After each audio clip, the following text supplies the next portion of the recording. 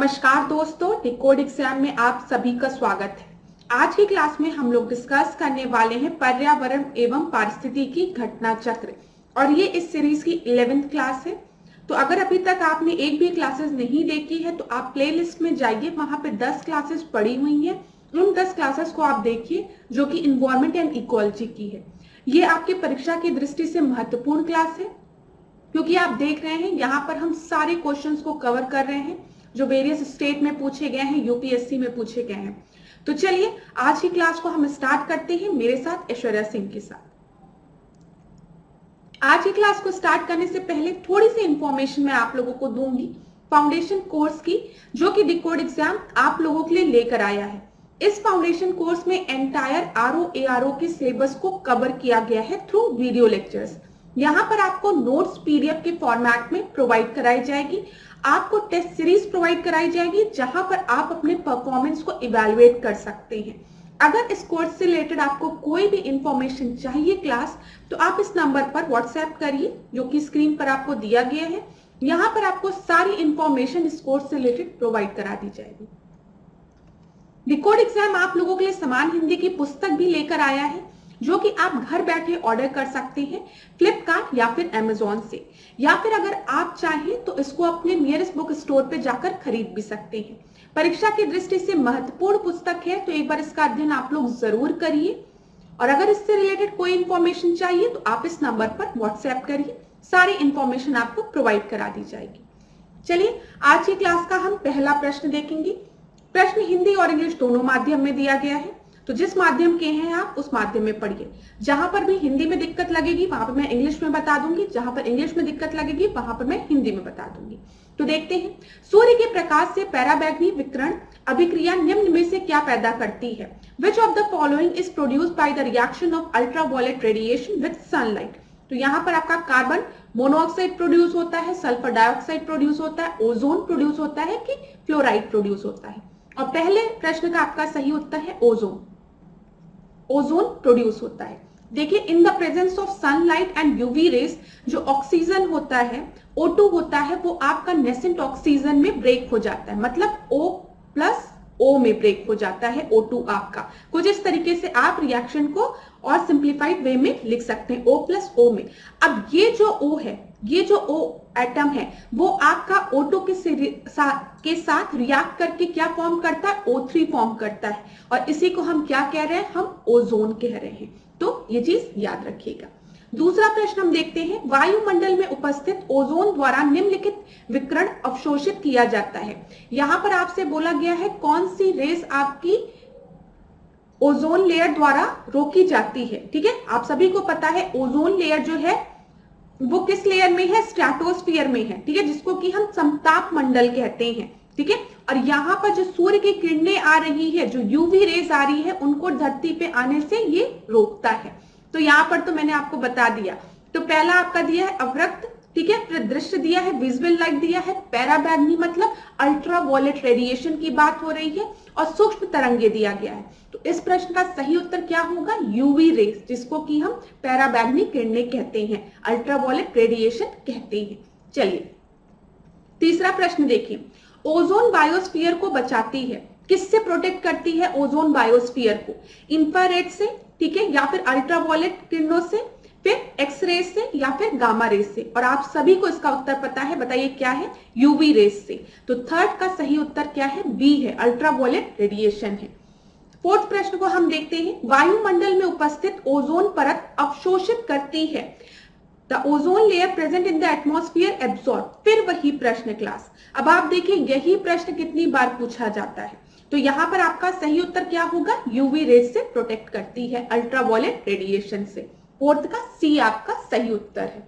Fifth प्रश्न को हम देखते हैं, वायुमंडल में ओजोन परत क्या करती है? वर्षा करती है, प्रदूषण उत्पन्न करती है, पृथ्वी पर पैराबैंगनी किरणों से जीवन रक्षा करती है, या फिर वायुमंडल में ऑक्सीजन उत्पन्न करती है? तो आप सभी को इसका सही उत्तर पता है। इसका सही उत्तर क्या है? फिफ्थ का C, it protect life on earth from the UV rays. Six प्रश्न को देखते हैं हम, ओजोन परत मानव के लिए उपयोगी है क्योंकि? फिर वही प्रश्न देखिए, एक ही प्रश्न को बार बार किस तरीके से पूछा जा रहा है। ये एमपीपीसीएस प्रीलिम्स का प्रश्न है। क्यों? वह वायुमंडल को ऑक्सीजन प्रदान करती है? नहीं। वह सूर्य की अल्ट्रावायलेट किरणों को पृथ्वी पर नहीं आने देती है, ठीक है। It does not allow the sun ultraviolet rays to reach the earth. तो यहां पर आपका सही उत्तर क्या हो जाएगा? बी हो जाएगा। सेम प्रश्न है तो ज्यादा डिस्कस करने की जरूरत नहीं है। 7 प्रश्न को देखते हैं। निम्नलिखित युग्मों में से कौन सा सही सुमेलित नहीं है? तो रेनेटिंग की बात की गई है, पनीर, ठीक है। जैव प्रौद्योगिकी की बात की गई है, बायोटेक्नोलॉजी में प्लाज्मिड्स की बात की गई है। फिर उसके बाद गोल्डन चावल में आपका विटामिन ए पाया जाता है और ओजोन परत आपका ट्रोपोस्फियर दिया गया है। तो आप सभी को पता है जो ओजोन लेयर है वो ट्रोपोस्फियर में नहीं, वो कहां प्रेजेंट है? आपका स्ट्रेटोस्फियर में, जिसको कि हम समताप मंडल कहते हैं, ठीक है। तो 7 का आपका सही उत्तर क्या हो जाएगा? डी हो जाएगा। ये देखिए, ये यूपीपीसीएस प्रीलिम्स 2018 का एक आसान प्रश्न है। 8th को हम देखते हैं। ओजोन परत मुख्यतः जहां अवस्थित होती है, मतलब कहां पर है ओजोन लेयर? फिर वही प्रश्न मैंने आपको बताया, स्ट्रेटोस्फियर में, जिसको कि हम हिंदी में समताप मंडल कहते हैं। यहां पर ओजोन लेयर प्रेजेंट होती है। ये भी रिपीटेड प्रश्न है, ठीक है। अब ये देखिए, जब हम पृथ्वी के वायुमंडल की बात करते हैं तो सबसे पहले आपका ट्रोपोस्फियर है, जो सबसे निचली लेयर है, वो क्या है? ट्रोपोस्फियर है, जिसको कि हम क्षोभ मंडल कहते हैं। फिर स्ट्रेटोस्फियर है, जिसको कि हम समताप मंडल कहते हैं। फिर मेसोस्फियर है, जिसको कि हम मध्य मंडल कहते हैं। आयनोस्फियर आयन मंडल और एक्सोस्फियर ब्रह्मंडल, ठीक है। तो ये याद रखिएगा। और आप सबको मैंने बता दिया है कि ओजोन लेयर किस लेयर में प्रेजेंट होती है? समताप मंडल में, जिसको कि हम स्ट्रेटोस्फियर कह रहे हैं। चलिए अगला प्रश्न देखते हैं। फिर वही प्रश्न देखिए, ओजोन परत अवस्थित है कहां पर है? आप सभी को पता है, समताप मंडल में, बी, ठीक है, स्ट्रेटोस्फियर में, याद रखिएगा।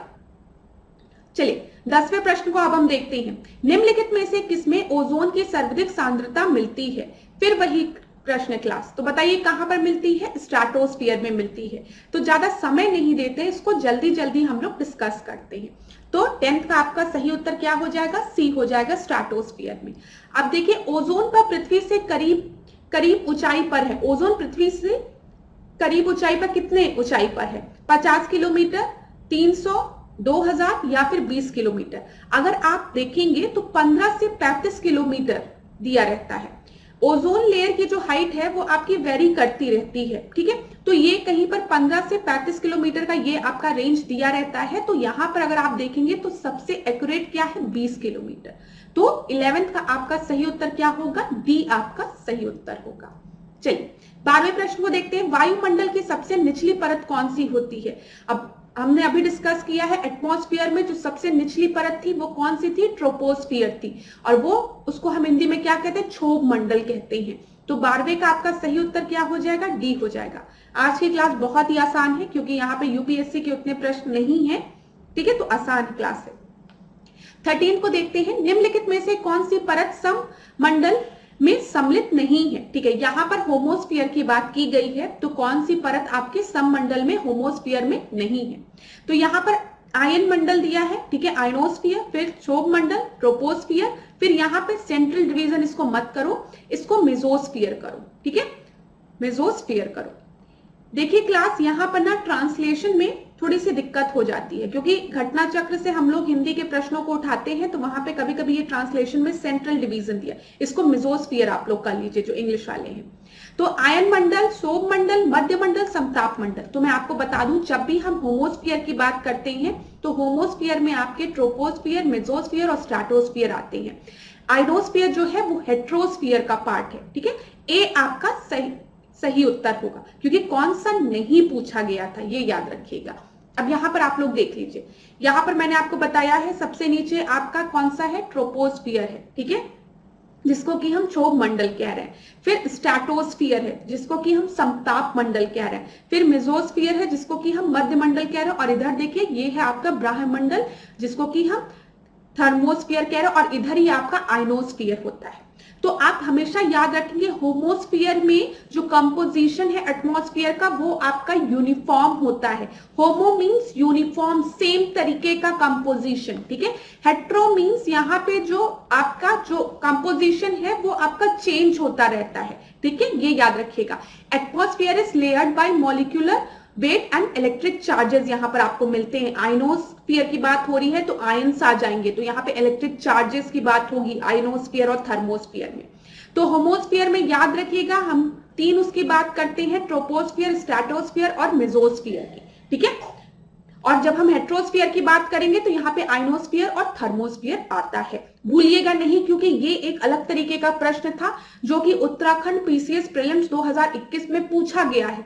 हो सकता है अब स्ट्रेटोस्फीयर इस तरीके के प्रश्न ना पूछ के आपको इस तरीके से प्रश्न पूछ ले कि होमोस्फीयर और हेट्रोस्फीयर क्या है, तो आप लोग कंफ्यूज हो जाएंगे। तो अब याद रखिएगा जब भी होमोस्फीयर की बात आएगी तो उसमें कौन कौन से मंडल आएंगे, क्षोभ मंडल आएंगे, समताप मंडल आएगा और मध्य मंडल आएगा, ट्रोपोस्फीयर, स्ट्रेटोस्फीयर और मेसोस्फीयर आएगा। और जो दो आपके बचे हैं आयन मंडल और बाह्य मंडल, वो आपके हेट्रोस्फीयर के पार्ट है।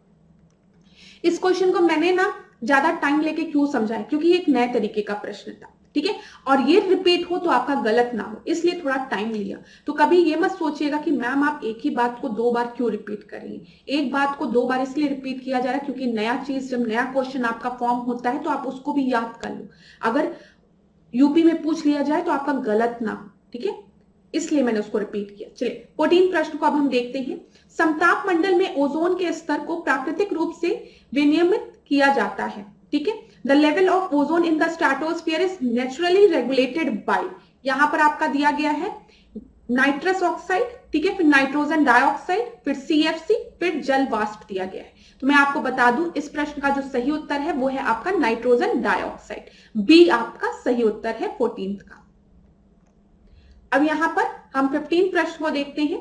इनमें से कौन क्लोरोफ्लोरोकार्बन के लिए सत्य नहीं है, तो सीएफसी एक बहुत बड़ा रीजन होता है ओजोन लेयर डिप्लीशन के पीछे, सीएफसी क्लोरोफ्लोरोकार्बन। अब क्लोरोफ्लोरोकार्बन से रिलेटेड कौन सा स्टेटमेंट आपका सही नहीं है ये पूछा है। क्लोरोफ्लोरोकार्बन या प्रतिशतकों के रूप में प्रयोग में लाई जाती है। देखिए अब आप यहाँ पे ध्यान दीजिए, ये एक रेफ्रिजरेंट की तरह यूज किया जाता है। क्लोरोफ्लोरो सीएफसी का यूज हमारे रेफ्रिजरेटर में कूलिंग पर्पस के लिए किया जाता है, ये बिल्कुल सही है, तो याद रखिएगा, ठीक है। या ग्रीन हाउस प्रभाव योगदान नहीं देती है, मतलब ये ग्रीन हाउस इफेक्ट में योगदान नहीं देती है, ग्लोबल वार्मिंग में योगदान नहीं देती है। अब क्लास याद करो जब मैंने आपको ग्रीन हाउस गैसेस के बारे में बताया था तो वहां पे मैंने आपको बताया था वाटर वेपर, ठीक है, फिर मैंने आपको कार्बन डाइऑक्साइड बताया था, मीथेन बताया था, नाइट्रस ऑक्साइड बताया था, सीएफसी भी बताया था, ठीक है। तो यहाँ पर कौन सा सत्य नहीं है, तो ये वाला सत्य नहीं है, क्योंकि ये ग्रीन हाउस इफेक्ट इसके वजह से होता है, ग्लोबल वार्मिंग होता है, ठीक है। यह समताप मंडल में ओजोन को घटाने में उत्तरदायी है, अभी मैंने आपको बताया क्लोरोफ्लोरोकार्बन एक बहुत बड़ा आपका फैक्टर है जो कि ओजोन लेयर डिप्लीशन के पीछे है, ठीक है। या निचले वायुमंडल में अक्रियाशील है, ठीक है, it is unreactive in the lower atmosphere, ये आपका सही है। तो यहां पर आपका गलत कौन सा है, बी, 15 का बी आपका सही उत्तर है। 16 प्रश्न को अब हम देखते हैं। निम्नलिखित में से कौन सा तंत्र सही सुमेलित नहीं है, तो यहाँ पर ग्रीन हाउस गैसेस दी गई हैं और शोध दिया गया है। तो देखते हैं, सबसे पहले कार्बन डाइऑक्साइड आपके थर्मल पावर स्टेशन से एमिट होती है, एकदम सही है। थर्मल पावर स्टेशन में जब आपकी हीटिंग होती है, कोयला जलता है, तो यहाँ पर आपके कार्बन डाइऑक्साइड गैस का एमिशन होता है। क्लोरोफ्लोरोकार्बन के सामने ऑटोमोबाइल्स लिखा है, रुकते हैं थोड़ी देर। नाइट्रस ऑक्साइड के सामने आपका लिखा जलमग्न धान के खेत, जो आपकी पैडी फील्ड जो पानी में आपके समर्ज रहते हैं वहां पर नाइट्रस ऑक्साइड का फॉर्मेशन होता है, ठीक है। यहाँ पर फिर लिखा सल्फर डाइऑक्साइड ईंट के भट्टे, ये भी आपका सही है। यहाँ पर आपका गलत क्या है, क्लोरोफ्लोरोकार्बन। आपको मैंने पहले भी बताया है जो क्लोरोफ्लोरोकार्बन है वो आपके रेफ्रिजरेंट में यूज होता है, फ्रीजर में यूज होता है, फ्रिज में, एसी में यूज होता है सीएफसी, ठीक है। ये दोनों मुख्य सोर्स हैं आपके क्लोरोफ्लोरोकार्बन के एमिशन के, ठीक है। तो यहाँ पर याद रखिएगा आपका सही उत्तर क्या हो जाएगा 16 का बी, बी आपका सही उत्तर है। 17 को अब हम देखते हैं, ओजोन छिद्र के लिए कौन उत्तरदायी है। तो अभी हम डिस्कस कर रहे हैं ओजोन लेयर डिप्लीशन के लिए कौन रिस्पॉन्सिबल है, आप सभी को पता है क्लोरोफ्लोरोकार्बन, ठीक है, मुख्य रूप से क्लोरोफ्लोरोकार्बन आपका रिस्पॉन्सिबल है। फिर ओजोन लेयर डिप्लीशन की बात हो रही है, का कारण क्या है, फिर वही उत्तर होगा क्लोरोफ्लोरोकार्बन, ठीक है, सी आपका सही उत्तर है। 19 देखते हैं, निम्नलिखित में से कौन सी गैस ओजोन परत के ह्रास के लिए उत्तरदायी है। क्लास फिर वही प्रश्न कि ओजोन लेयर डिप्लीशन के लिए कौन सी गैस रिस्पॉन्सिबल है, तो बताइए क्या होगा, क्लोरोफ्लोरोकार्बन रिस्पॉन्सिबल है। अगर सीएफसी आपको दिया है तो खट से आप टिक लगाएंगे। 20वें प्रश्न को देखें, निम्नलिखित में से कौन सी गैस ओजोन परत के अवक्षय के लिए उत्तरदायी है, बताइए कौन सी है, क्लोरोफ्लोरोकार्बन, तो 20वें का डी होगा। एक ही प्रश्न को कितनी बार पूछा गया आप देखिए। ओजोन परत को सर्वाधिक नुकसान पहुंचाने वाला प्रदूषक कौन सा है, तो मैंने आपको बताया सबसे ज्यादा ओजोन लेयर को आपके नुकसान पहुंचाता है क्लोरोफ्लोरोकार्बन, 21 का टी। एक ही चीज को मैं बार बार रिपीट कर रही हूँ। वायुमंडल में निम्न में से किस एक की उपस्थिति से ओजोनोस्फीयर में ओजोन परत का क्षरण होता है। यहाँ पे वही बोला गया है आपका जो ओजोन लेयर है वो किसके वजह से डिप्लीशन उसका होता है, तो यहाँ पर भी उत्तर क्या होगा आपका, क्लोरोफ्लोरोकार्बन।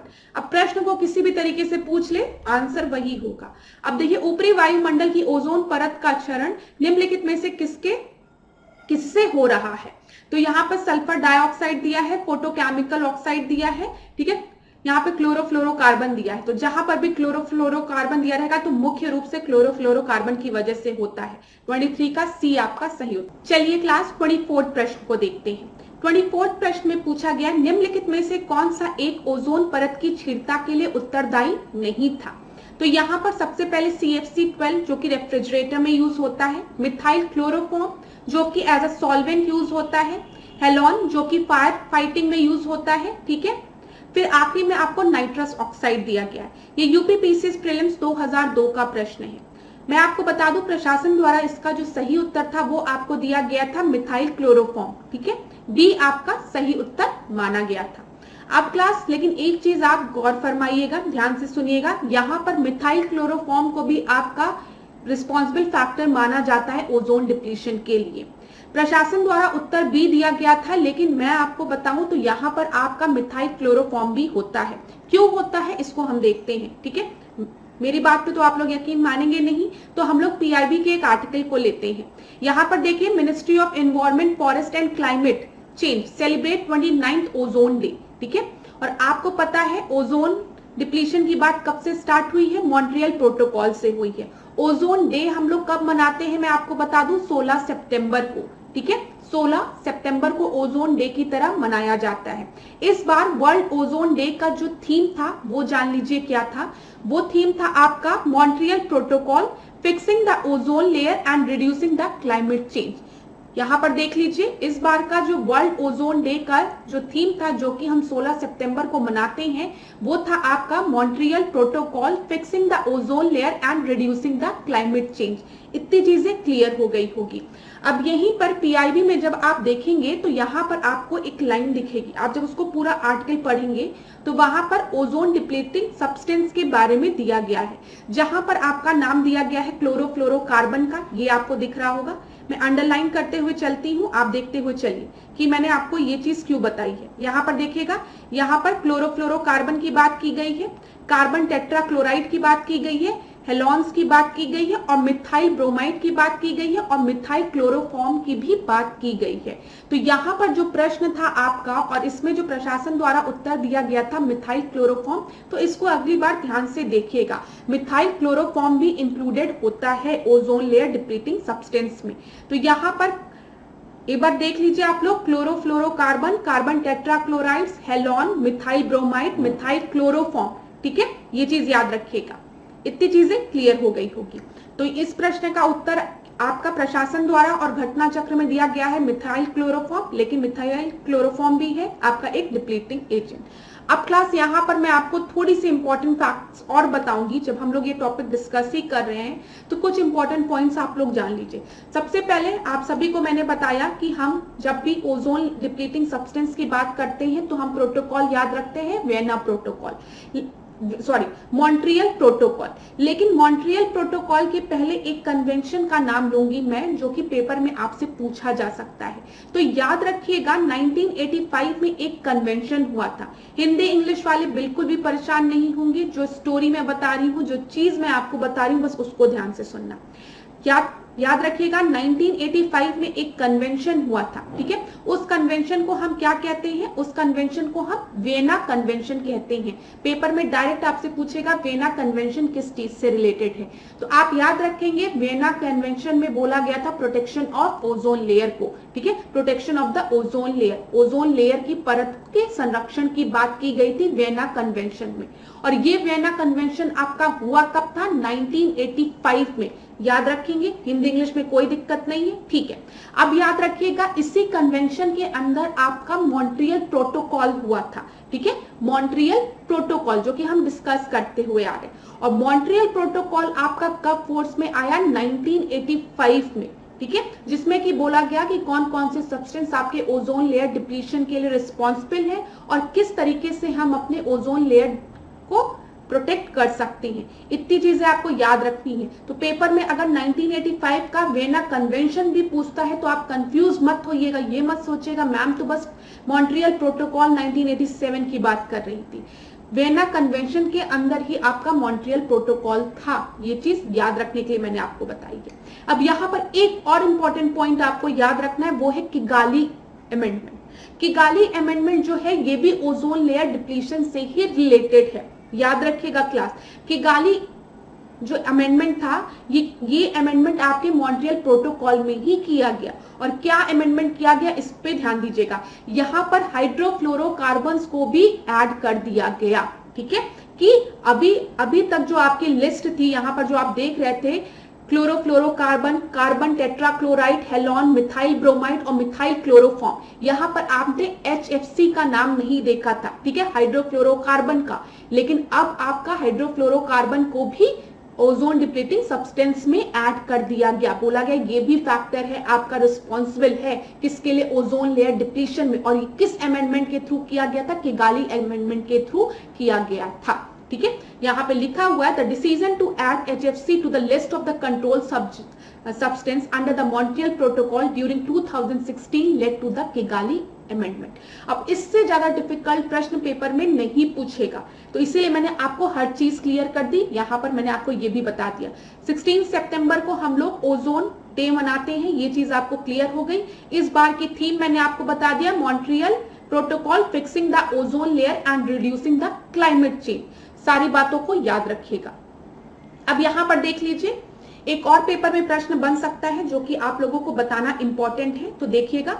हो सकता है पेपर में आपसे ओजोन डिप्लीटिंग सब्सटेंस के बारे में ना पूछ के इनके सोर्सेस के बारे में पूछ ले। जैसे आप सभी को पता है क्लोरोफ्लोरोकार्बन जो है वो ओजोन डिप्लीशन के लिए रिस्पॉन्सिबल है, ठीक है, ओजोन परत के क्षरण के लिए रिस्पॉन्सिबल है। लेकिन इनके सोर्स क्या है? तो आप याद रखेंगे रेफ्रिजरेटर, जो फ्रिज यूज होती है, AC यूज होते हैं, ठीक है, जो ड्राई क्लीनिंग एजेंट्स होते हैं उसमें भी CFC पाए जाते हैं। अभी आपने देखा थोड़ी देर पहले मैंने आपसे एक प्रश्न डिस्कस किया था जिसमें CFC के सामने ऑटोमोबाइल लिखा था और मैंने आपको बताया था ये ऑप्शन गलत है क्योंकि CFC का एमिशन आपके रेफ्रिजरेटर या फिर AC से होता है, ठीक है। तो ये बात आप याद रखिएगा, पेपर में प्रश्न कैसे और बन सकते हैं। हेलॉन्स की अगर हम बात करेंगे तो फायर एक्सटिंग्विशर से जो आग बुझाने के लिए यूज होता है उसमें हेलॉन्स मिलते हैं। कार्बन टेट्राक्लोराइड भी आपका फायर एक्सटिंग्विशर में मिलता है। मिथाइल क्लोरोफॉर्म की बात करेंगे, ये तो एडिसिव चिपकाने के लिए एडिसिव का यूज होता है, एरोसोल में पाए जाते हैं, ठीक है। हाइड्रोफ्लोरोकार्बन, अब मुझे बताओ हाइड्रोफ्लोरोकार्बन को ओजोन डिप्लीटिंग सब्सटेंस में किस अमेंडमेंट के थ्रू ऐड किया गया था? किगाली अमेंडमेंट के थ्रू, याद रखना, ठीक है। ये कहाँ फायर एक्सटिंग्विशर में, कंडीशनर में, सॉल्वेंट्स में, यहाँ पे आपके ये एयर कंडीशनर में भी ये भी पाए जाते हैं, ठीक है।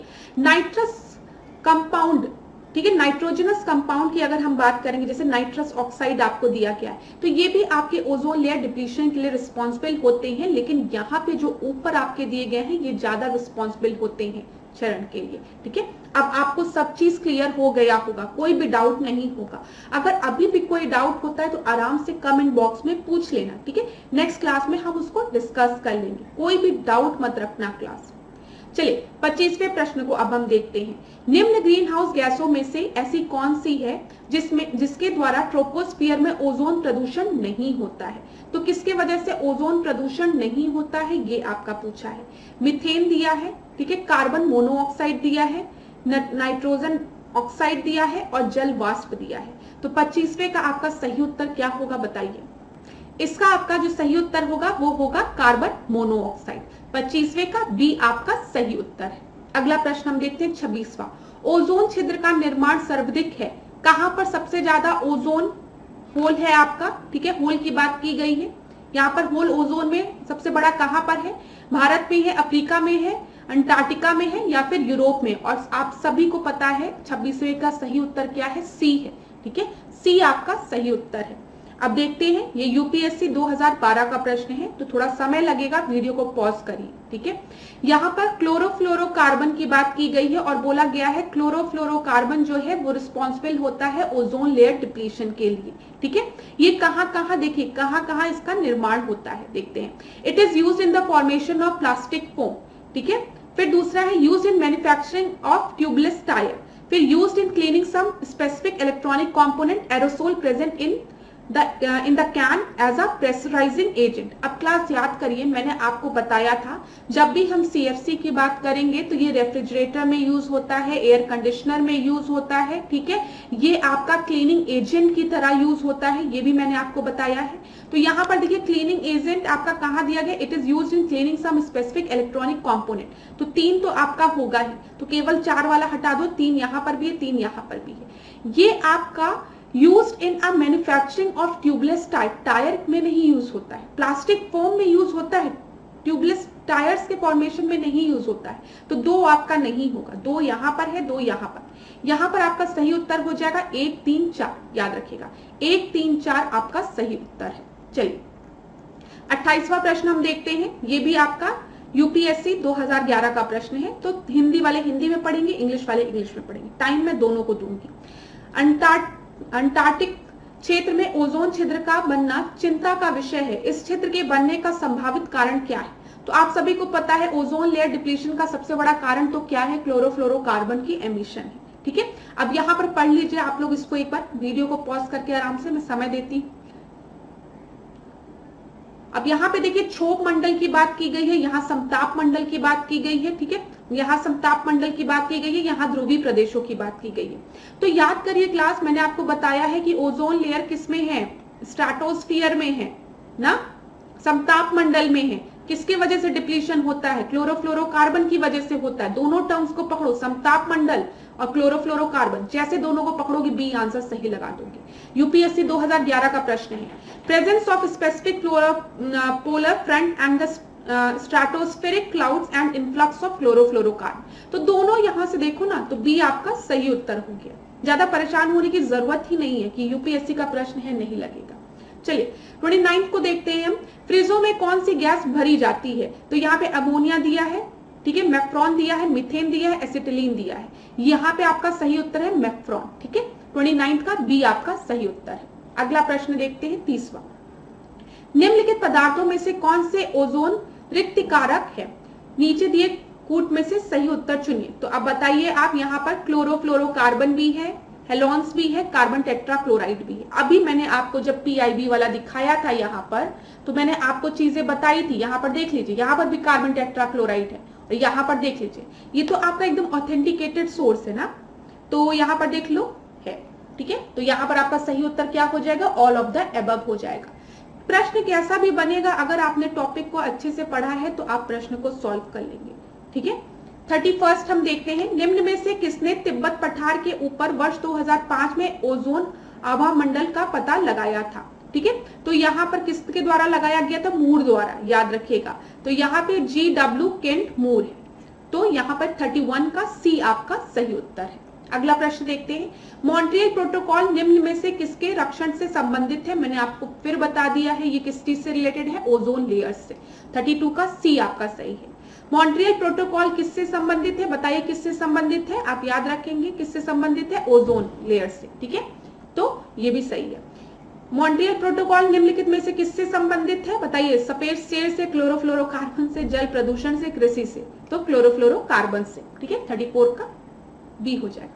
निम्नलिखित में से कौन सा युग्म सही सुमेलित नहीं है। तो यहाँ पर देखिए, प्रथम विश्व जलवायु सम्मेलन 1979 में हुआ था, प्रथम पृथ्वी शिखर सम्मेलन एजेंडा 21, ठीक है, यहाँ पे पृथ्वी शिखर सम्मेलन +5 1997, कार्बन व्यापार मॉन्ट्रियल प्रोटोकॉल। अब देखिए क्लास, मैंने आपको बताया था जब भी हम बात करते एजेंडा 21 की, एजेंडा 21 आपका कब आया था बताइए। एजेंडा 21 जो है वो आपका रियो दी जेनेरियो में, जो रियो अर्थ समिट हुई थी, ठीक है, उसमें आया था। रियो अर्थ समिट में 1992 में, याद रखो, रियो समिट में एजेंडा 21 आया था, ठीक है। और इसी में जब हम +7 करते हैं 1992 में, तो आपको कितना मिल जाता है, सॉरी +5 करते आपको क्या मिल जाता है, 1997 मिल जाता है। तो दूसरा जो अर्थ का सम्मेलन हुआ था, पृथ्वी शिखर सम्मेलन, अर्थ समिट जो हुआ था वो 1997 में हुआ था। +5 मतलब जान गए ना, अर्थ समिट जो पहला हुआ था वो 1992 में हुआ था और उसी में एजेंडा 21 आया था। प्रथम विश्व जलवायु सम्मेलन 1979 में हुआ था, सही है। मॉन्ट्रियल प्रोटोकॉल में हम लोग किसकी बात करते हैं, ओजोन डिप्लीशन की बात करते हैं, ना कि कार्बन व्यापार की बात करते हैं। कार्बन व्यापार की बात किसमें करते हैं बताओ, क्योटो प्रोटोकॉल में, सब याद होना चाहिए, ठीक है। तो डी आपका सही हो जाएगा, क्योंकि कौन सा सही सुमेलित नहीं पूछा है। 36 पूछते हैं, देखते हैं, ओजोन परत संरक्षण दिवस कब मनाया जाता है, 16 सितंबर को। इस बार की थीम याद रखना 2023 की।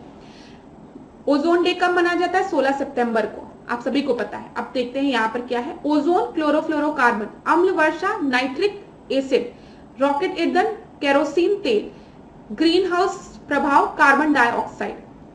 देखिए क्लास, एसिड रेन की जब भी बात होती है तो मैं हमेशा जब मैं पढ़ाती हूं तो मैं कहती हूं एसिड रेन के लिए रिस्पॉन्सिबल है 2 विल, एक सॉक्स एक नॉक्स, तो ऑक्साइड ऑफ नाइट्रोजन और ऑक्साइड ऑफ सल्फर, तो ये आपके रिस्पॉन्सिबल होते हैं एसिड रेन के। तो यहाँ पे नाइट्रिक एसिड नहीं होगा, ठीक है, यहाँ पे याद रखिएगा। तो क्या आपका सही उत्तर हो गया, बी आपका सही उत्तर हो गया, क्योंकि कौन सा सुमेलित नहीं है ये पूछा है।